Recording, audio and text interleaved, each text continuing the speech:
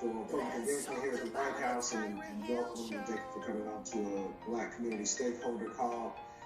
Today we're going to talk about voting rights. I know you've all been watching what's going on in the Senate. I know you all were focused in and we're paying attention to what happened in Atlanta in the speech that the president gave, the absolute full weight of his presidency behind the issue of voting rights, and how important that right is, and that it's the right that is the threshold issue to every other right that we have. We were slated, as you saw, to have Michael Collins on, but such as the situation here at the White House, he actually got called into a prep session with the vice president. And so a lot of what we were going to talk about with Michael was his very interesting background of having been the chief of staff for Representative John Lewis, and how this voting rights fight is personal to him. We talked a little bit about Atlanta. Michael Collins is a Morehouse graduate, and we were on the campus of Morehouse during this Atlanta trip. So, looking at talking about him right now, it looks like he's about to come on. So, with that said, we'll give Michael the chance to get started and get set here a little bit, and just let him know that we're ready to introduce him as he comes on. As I was saying, Michael Collins is the former chief of staff for Representative John Lewis. He currently is the director of public engagement and intergovernmental affairs for Vice President Harris. And just somebody that we wanted to get in front of you and talk to and kind of talk about some of his experiences and also the work on voting rights that the Vice President is doing. So, Michael, thank you for joining us on the call today. Certainly, Trey. Thank you so much for having me, and thank you for this opportunity. I am honored to be here as Director of Public Engagement and Government Affairs, as Trey has mentioned. We are currently working ever so fiercely on voting rights, and it is Vice President Harris's ultimate goal, as so many of you and others, is to pass both of these pieces of legislation in the Senate.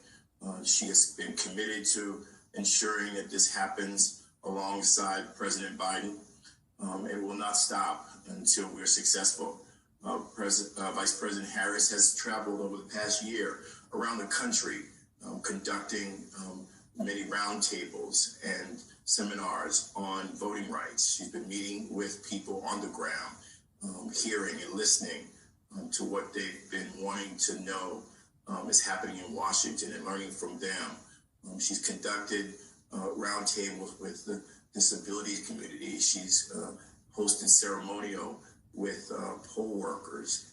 She has listened to many of the constituents from the API community and the Latino community, African American women leaders in this country, and she has gathered all of this information to take to the Senate floor, where she is hoping and working again hard to ensure that these two bills get passed.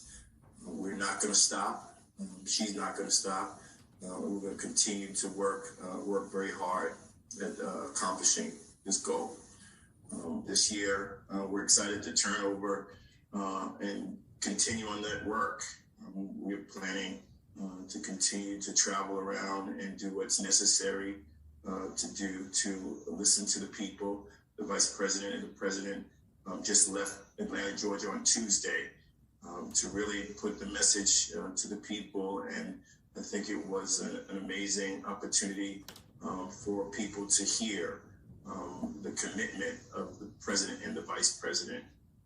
Make no mistake, this is what they are intending and needing to have happen for our country. And so I'm just honored to serve here alongside the Vice President to ensure that, everything gets done.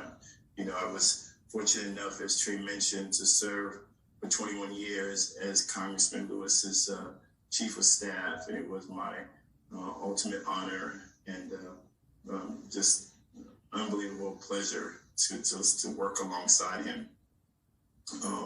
And for so long as he continued his fight and his passion to do what was right, to do what was necessary, to do what is just, as he would say. And so I'm here again in this office, ensuring the very same thing, and as I hope to do, is to continue that legacy that the congressman has left behind.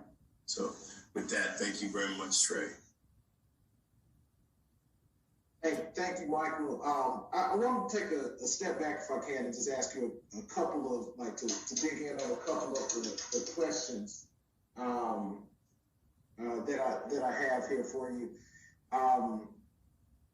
You discussed a little bit about your work with Congressman Lewis.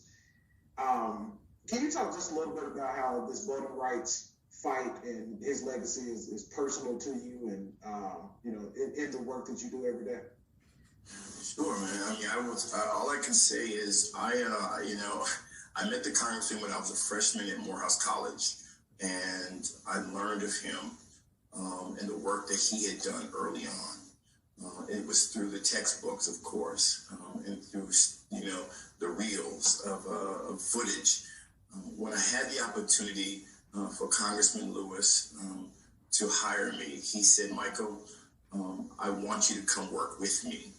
And from that moment on, I had a front row seat. The congressman was more than just a boss. He was a mentor, a friend, a confidant, even a father figure. And to live through his eyes, through his heart, and through his commitment over the years, it's just, there's no question as that it is in my heart, and it is in the currency to talk about being in your DNA. And we just have worked so close together. My life with him for 21 years was about going back. It was all about anniversaries and reliving and going through those moments of the civil rights era and understanding and meeting people, for their commitment, for what they, aspired to do early on and what they accomplished, meeting, Coretta Scott King and meeting Mrs. Mobley. Mrs. Mobley, yes, Emmett Till's mother. And just knowing that those people sacrificed, suffered, and, it was a front row seat, literally. And, I can't stop thinking about all of those people that the congressman introduced me to, and to know in the work that they committed their lives to. Jim Lawson, who taught in the civil rights movement, who taught all of the nonviolent classes, the teachings that Dr. King, sat in front of and learned firsthand. So, I mean, I have nothing but gratitude and opportunity to continue this legacy on behalf of the congressman. And so my work here with the vice president alongside her is just, hoping that I can, inspire and do the work that Congressman Lewis fought so hard for, and so many others that fought so hard for, that I can do my little piece. Thank you so much for sharing that. I just really wanted, because these are our stakeholders, these are the folks who are on the ground fighting. They want to know what's next. I really wanted them to know that piece about how this, is really personal for the people who are in this building. Just one other thing I'd like to ask. I can't help but to think about when we pulled up on the campus of Morehouse College. We got out of the vans, and I was walking next to you, going up that hill to the speaking event. You pointed out the dorm, or the area where the dorm was, where you stayed as a freshman at Morehouse. Talk to us a little bit about that event, the vice president's speech, bringing it full circle as working for John Lewis, being a Morehouse man, and now bringing the vice president back to Morehouse College to talk about this very important issue. Trey, all I can say is the congressman had this saying, history and fate. When, as you said, when we drove on that campus, all I could think about was my first days landing as a freshman at Morehouse College. And, if you knew what I knew, I had nothing. And, it was an unbelievable experience to have come this almost full circle to a moment where arriving on the campus as a freshman and now coming back so many times. Of course, I've been back there with President Barack Obama for commencement, and Congressman Lewis and I sat together in the pouring rain for hours, literally hours of torrential downpour, and not one person moved. And that moment was so spiritual. And then to come back again, which is always difficult to come back to Atlanta. It's always difficult to retrace many of those steps without the congressman, because my life was so tied with him, coming back for 20 years. But this moment coming back without him, and again, this legacy that many of us are responsible for ensuring of the congressman that, President Joe Biden and, Vice President Kamala Harris, the first African-American woman vice president, to be on Morehouse's campus. It was just, again, too much, Congressman say all this, that it was too much. It was too much. I took a moment in between the setup to walk around the campus and know where I actually was at classes. And all I could say is that it was too much. But the speeches that both the vice president and the president gave were right on target. And they took it to the people again, and the commitment and the passion and that all of us feel, that I think many people who were there, many people who were listening, wanted to hear and needed to hear, that the commitment of this administration, the Biden-Harris administration, has for voting rights and ensuring its passage. Thank you so much for that, Michael. We appreciate you coming on the call today. If you can hang back for a minute, we've got some questions at the end. I think some of the people who are participating. But right now, we're going to turn to Erica Lowe, who's going to introduce our next guest, somebody who Michael Collins will know very well. So we're gonna switch over and go to our next guest, a great friend of the White House and a great friend of ours. Absolutely. I think Vince Evans needs no introduction, but I'll give it a go. We often joke at the White House that he knows everybody. And if he doesn't know you, in 2 seconds of meeting him, you have a friend for life. As this is the stakeholders call, I imagine many of you have worked with Vince in his capacity as a senior advisor to the vice president in public engagement, obviously working very closely with Michael Collins and Trey and myself. And while we unfortunately no longer see him every day in the White House, he is very much a present voice in our day-to-day, a fixture in our on our phone logs and our email inboxes, as he currently serves as the executive director of the Congressional Black Caucus, where he serves the 27th chair of the Congressional Black Caucus, Congresswoman Joyce Beatty from Ohio. Before his tenure with the Biden-Harris administration, he served as the Southern political director for Biden for president, before later being appointed as the political director to then Senator Kamala Harris, who of course was the vice presidential nominee. He also served as senior staff for the great Congressman Al Lawson from 2017 to 2019, where he handled in his portfolio a lot of state and local issues. In addition to helping elect federal and state political candidates in Florida, I did not mention, but I will mention now, he is a Floridian, as am I. That is how we have bonded.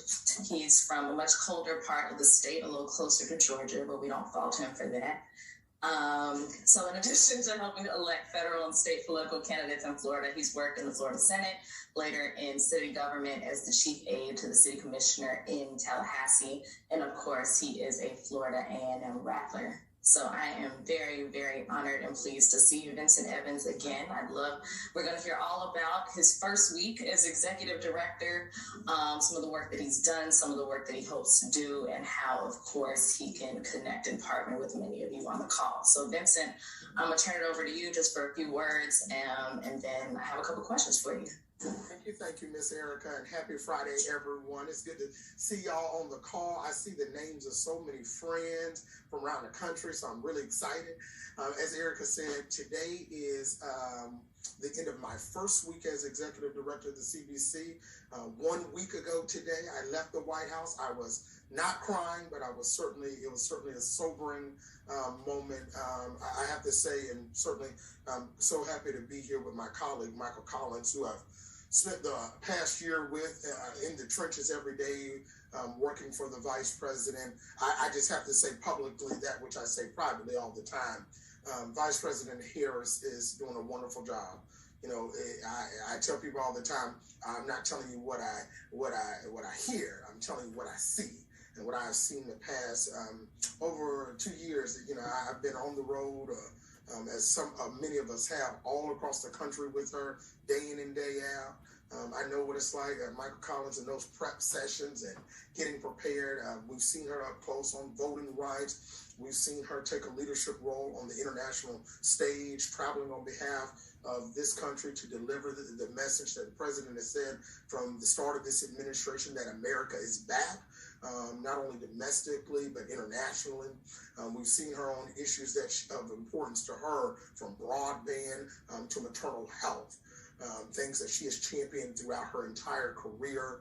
And of course, voting rights is at the forefront between, it has been since we arrived at the White House, but it's certainly right on the forefront over the next 48 to 72 hours as we head into the King holiday. So I just have to echo my colleague, Michael Collins, about all the work Kamala Harris is doing every day on behalf of the American people, and remind people every single day that she gets up and goes to that White House, she is making history. For there has never been another woman to have held the role. And so every day is a history-making day for her, and we should certainly keep that in mind in our support of her. The CBC just celebrated 50 years. So honored to be joining this caucus. It was difficult to leave the White House, but if I had to come anywhere, it would have been to the Congressional Black Caucus. As I told the CBC members in my first meeting on Wednesday, it's good to be home. The conscience of the Congress. Right now, you may have seen our press conference on Tuesday talking about the issue of voting rights. CBC members will be spread out over the country this weekend. Again, as we head into the King holiday, a number of them will be here in Washington on Monday to march with Martin Luther King III and his family as we prepare for the vote on Tuesday on the voting reforms in the Congress. And so there is a lot to be done, much work to be done. The caucus has today more members than ever in its history. We will welcome a new member to the Congressional Black Caucus on this Tuesday, Sheila Sheffield McCormick of Florida's 20th District. She replaces the late Congressman Alcee Hastings of my home state of Florida. And so it is a busy time. It is a promising time.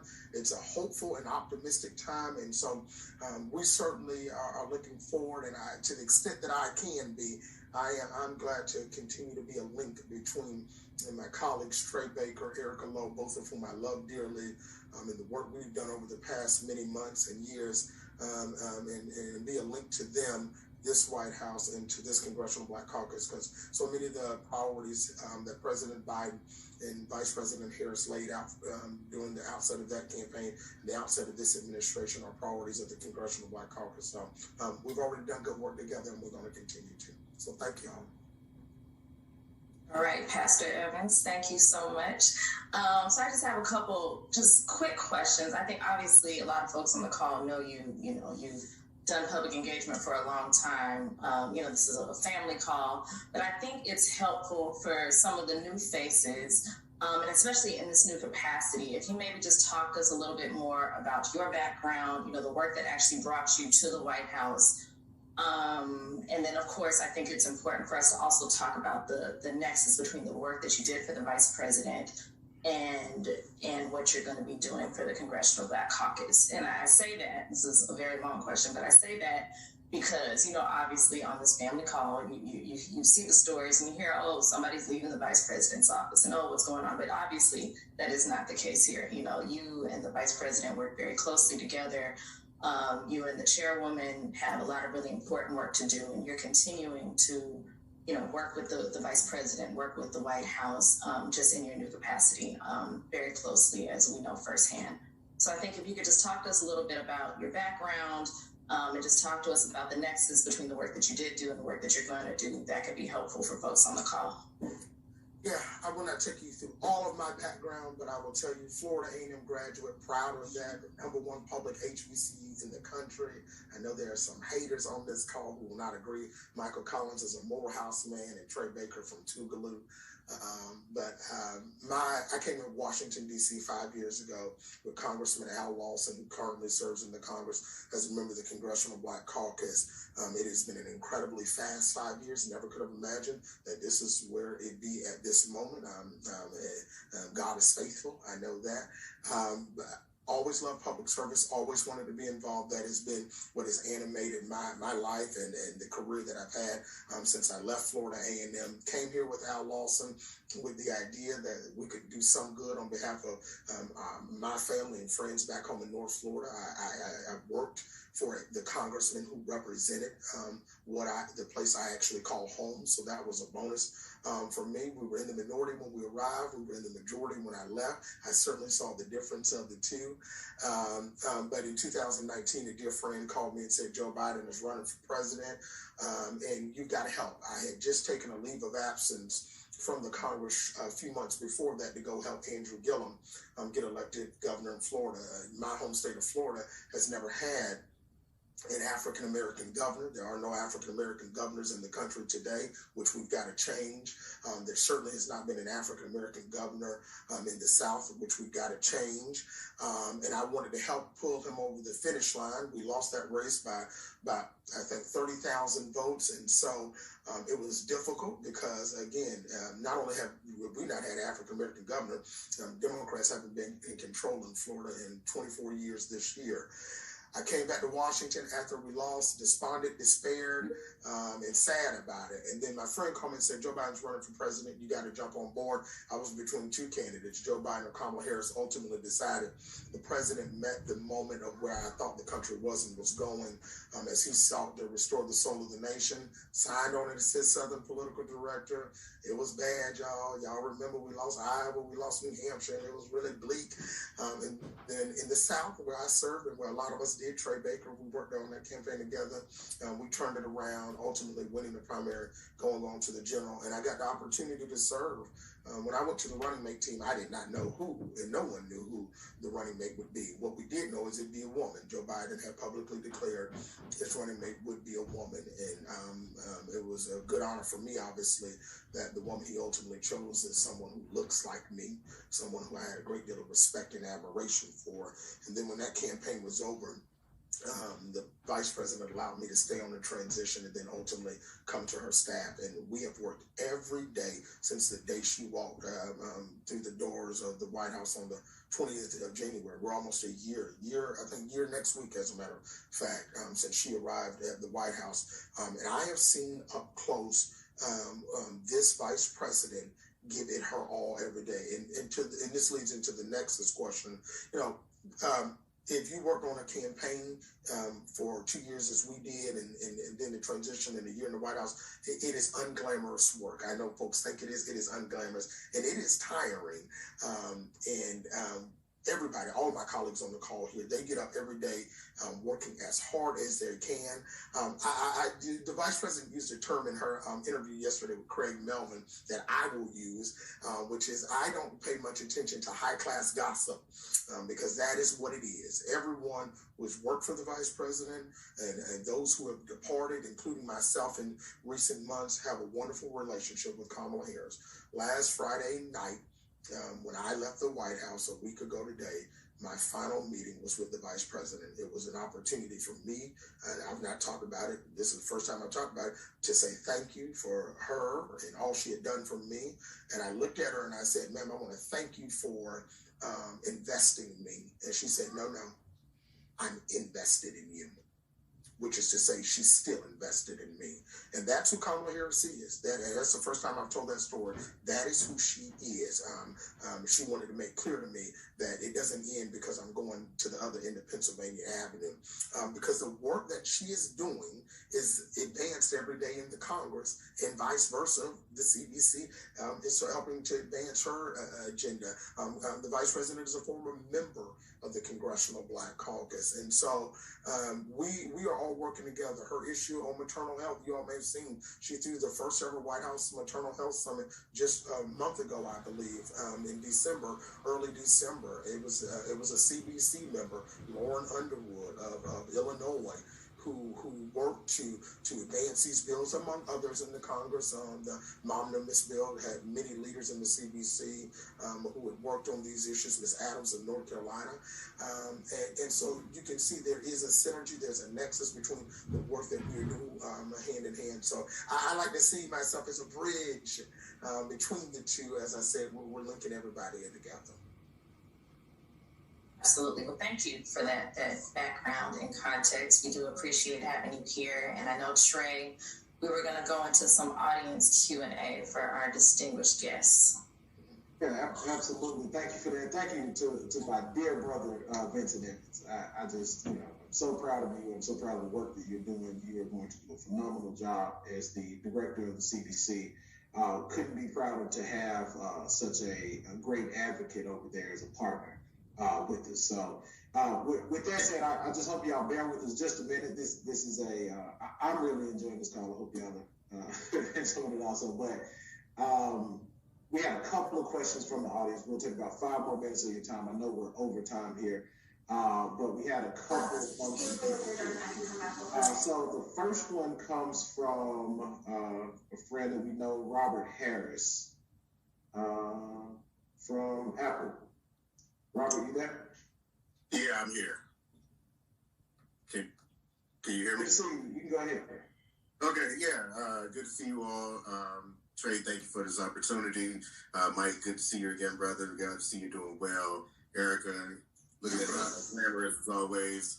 And Vincent, I haven't had a chance to meet your acquaintance yet, but very excited to have you on board as ED of the CBC and look forward to working with you.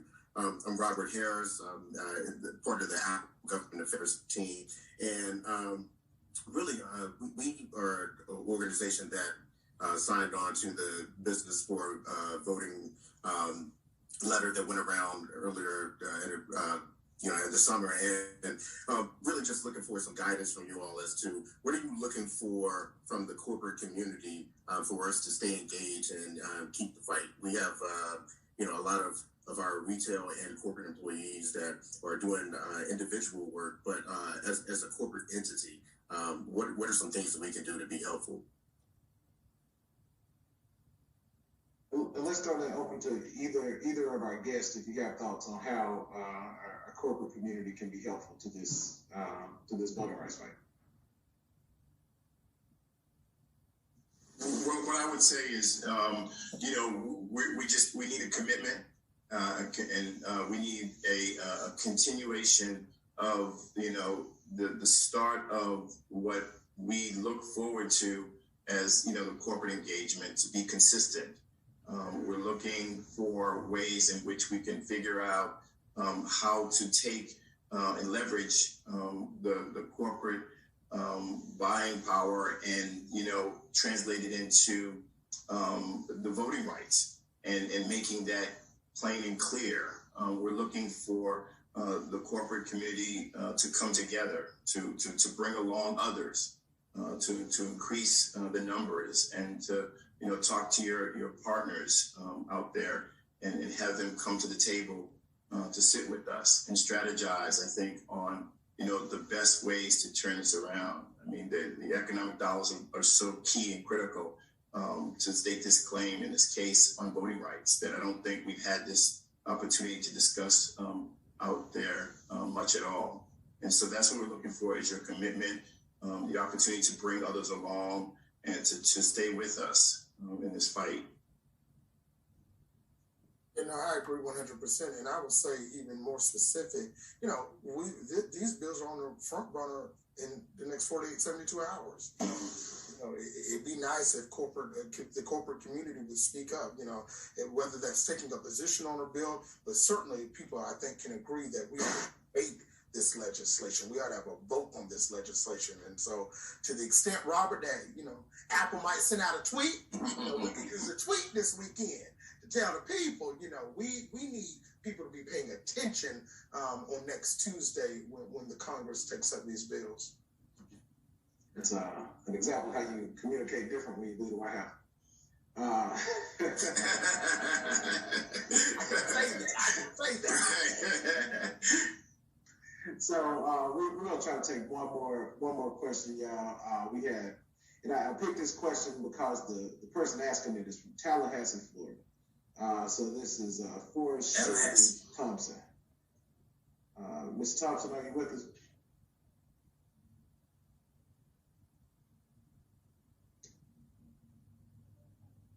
For Shirley Thompson, I think you can unmute yourself. Hey, let me do that. Good afternoon. Good afternoon. Yeah, this is Dr. Forrest, and this is Shirley Thompson from Tallahassee, Florida. I'm a retired professor from SBI and now a citizen advocate. And we would like to congratulate Vincent Evans for his appointment and all the greatness going forward. Mrs. Thompson will ask the question. Thank you. Yes, one of the things, the nexus of the stakeholders' amplification of the messaging. We have, I believe, data point highlights that we could use in amplifying, and especially now that Vincent is there with CBC, the local and state issue data points that I believe is the nexus for us to advocate on behalf of messaging. Could you please help us with how it is that we can get more data point highlights for state and local? For instance, the CARES money that came in for schools, do we know data on which schools or districts were given that money and how that money was given with regard to ventilation installations? Because this is where we are having the debate at the local level with regard to school openings.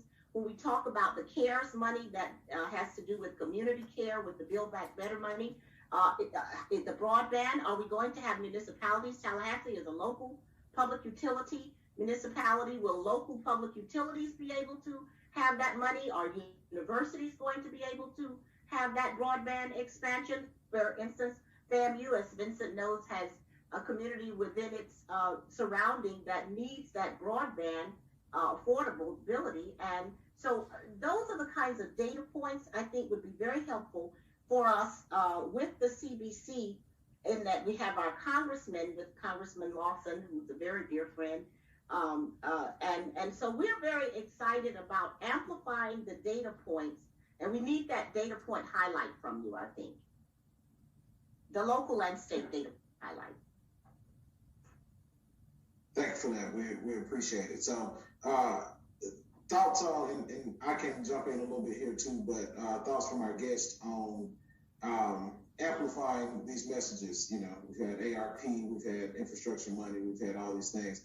How can we, amplify that, and how, Mr. Evans, our partners at the CBC, going to be helpful in that process, I think is the question. Yeah, no, and I think Trey probably is the best person. The White House, and Trey, I know, pushes these out regularly, has fact sheets. Shirley Thompson, it's good to hear from you. I hadn't heard from you in years. And Dr. Forrest, it's so good to see y'all, hear y'all on this call. But they give out state fact sheets. I don't know that they're broken down by congressional district, but they certainly are broken down by state. We can tell you how much money went out the door for ARP to the state of Florida. Now, obviously, in Florida, we're in a little different situation because of the governor there. When it comes to the infrastructure, and specifically broadband, that still is being figured out right now. Trey, correct me if I'm wrong, by the agencies in terms of how the money will flow. Will it flow through mayors and county commissioners, which is what local leaders want, or will it flow through the states? Some states it will be, as I've just described it, some it will be a combination. We have an infrastructure czar, the former mayor of New Orleans, Mitch Landrieu, who is leading that through the interagency process. Now he's literally, spoke to him the other day, he's literally leading an interagency task force on that. But to the broader point, with the amplification, I can tell you the CBC, we have discussed this just this week. It is important that we let people know that there are dollars that are being pushed out by the federal government and that folks are taking advantage of those dollars. In particular, I tell you what the CBC, and Trey and I have had this conversation, will be on the infrastructure dollars. One of the things the president did at the outset of this administration was sign an EO to make it easier for minority businesses to have access to federal contracting. Because we've done everything through an equity lens. And so it should not be that when these dollars are going out across the country to build bridges and build roads, to set up broadband infrastructure in communities, that every minority business is a subcontractor. They ought to be getting the general contract. And so, as you all know, for far too often, we put minority businesses, we've encouraged them to sign up, go through the MBDW process, and we've encouraged them to be subcontractors, but Black businesses ought to actually be the ones with the general contract. And that is certainly the hope that I know the White House is going to be pushing in terms of the infrastructure dollars, and the CBC is certainly going to be staying on them to make certain that happens. Thank you so much for that, Vince. And I just chime in to say, yes, we will send out, we actually just got some new numbers about some specific monies that are going out there. There's money from the Minority Business Development Agency. You've got EDA, who has funding that's specific to our communities. And so we'll communicate that all out to you via fact sheet, via the newsletter. Before we go, I just want to give both Michael Collins, Vincent Evans, just a last, if you have a last word to say, and then we'll go ahead and wrap up this call. I would just say, Trey, thank you. Thank you, Erica. My colleague, Vince, always will be my colleague. He's teaching me still everything I need to know, even though he's left here. And so I'm just honored that I have him by my side as a good brother and a colleague. And I would just say, reiterate again the commitment on behalf of the Vice President to really do her part.